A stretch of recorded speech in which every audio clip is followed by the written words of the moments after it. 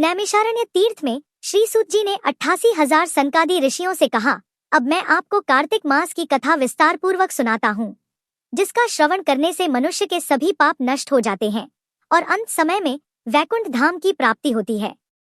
सूत जी ने कहा, श्री कृष्ण जी से अनुमति लेकर देवर्षि नारद के चले जाने के पश्चात सत्यभामा प्रसन्न होकर भगवान कृष्ण से बोली, हे प्रभु, मैं धन्य हुई, मेरा जन्म सफल हुआ।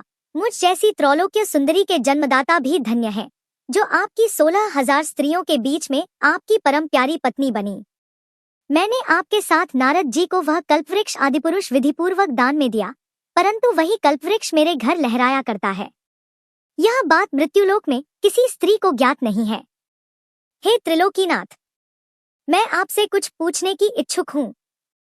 आप मुझे कृपया कार्तिक महात्म्य की कथा विस्तार पूर्वक सुनाइए, जिसको सुनकर मेरा हित हो और जिसके करने से कल्प पर्यंत भी आप मुझसे विमुख न हो।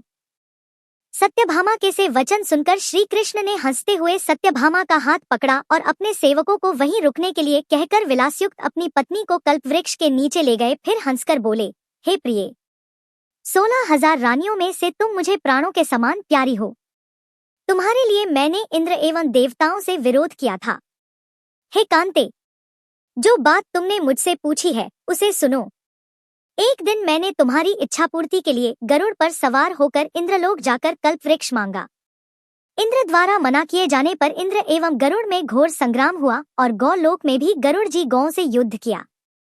गरुड़ की चोट से उनके कान एवं पूंछ कटकर गिरने लगे, जिससे 3 वस्तुएं उत्पन्न हुई। कान से तंबाकू, पूंछ से गोभी और रक्त से मेहंदी बनी। इन तीनों का प्रयोग करने वाले को मोक्ष नहीं मिलता। तब गौ ने भी क्रोधित होकर गरुड़ पर वार किया, जिससे उनके 3 पंख टूटकर गिर गए। इनके पहले पंख से नीलकंठ, दूसरे से मोर और तीसरे से चकवाचकवी उत्पन्न हुए। हे प्रिय, इन तीनों का दर्शन करने मात्र से ही शुभ फल प्राप्त हो जाता है। यह सुनकर सत्यभामा ने कहा, हे प्रभो,